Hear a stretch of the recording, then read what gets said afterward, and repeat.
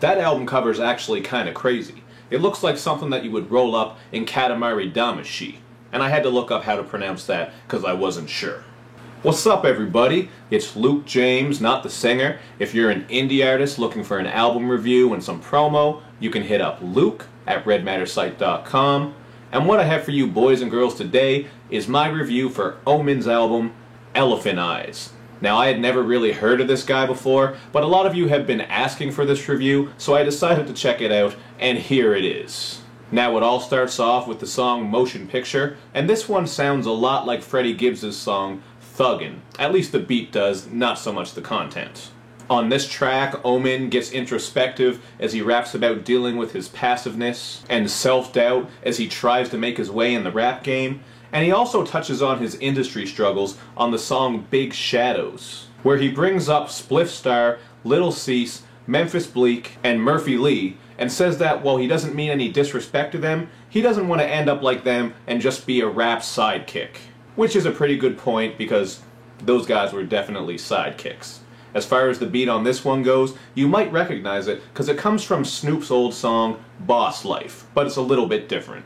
Now, when Omen says he doesn't want to be a sidekick, he's talking about being the sidekick to J. Cole since he's signed to his Dreamville label. And speaking of J. Cole, he's featured on the song Things Change.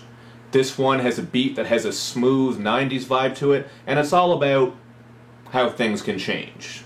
The line that summed this track up best to me, though, is when Omen says in his verse that if you want to change, you gotta escape your own rules. And I just really love that line, because I took it as him saying that if you want to evolve and grow as a person, sometimes you gotta think outside of the box and take a closer look at your own beliefs, rules, values, etc. So based off of what I've said so far, you can already tell that this album has some great content on it. The song Love Drug is all about how social media can heighten egos and make people delusional. And then on the song Same Jezebel, Omen raps about a girl who he refers to as Little Red Riding Ho, and says that she reached into his chest and pulled his heart out like Kano. So right there you can already tell that that is one scandalous ass woman. Omen talks about love and relationships on some other tracks as well, including the title song Elephant Eyes, where he raps about a girl from his past who was as good as it gets. And the whole Elephant Eyes thing is a nickname that this girl had given to him. He also wonders if he loves this girl or just loves the thought of her, and I thought that was pretty deep, because sometimes when people go through a breakup, they just put this person up on a pedestal like they need them back and they're the greatest thing ever. But sometimes it's just the thought of the relationship and the commitment that they really want, and not the actual person. Some deep shit. Remember that, young folks. Now, Elephant Eyes is a bit of a contrast to the song Same Jezebel because it's a little bit warmer and positive all around, and the same thing can be said about the song Zion, where Omen praises a queen who is down for whatever over some beautiful soulful production. And he also had a funny line on here when he says that most of the single women left are just a drag like Tyler Perry, which is a reference to how Tyler Perry dresses in drag when he plays Medea, who is so funny. I mean, hello! No. Now, one of my personal favorite tracks on here is Sweat It Out. This one features some fantastic and sexy vocals from Ari Lennox, and is all about Omen rekindling an old relationship. So altogether, it's a smooth and very nice track.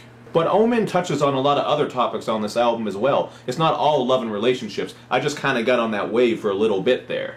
Another topic he covers is the idea of a father figure on the song called Father Figure. And I thought this was a cool song because he talks about how he grew up without a father and says how he found father figures, or men to look up to, in NBA players. And he also said that hearing some of his favorite rappers rap about growing up without a father made him feel better about being in the same situation.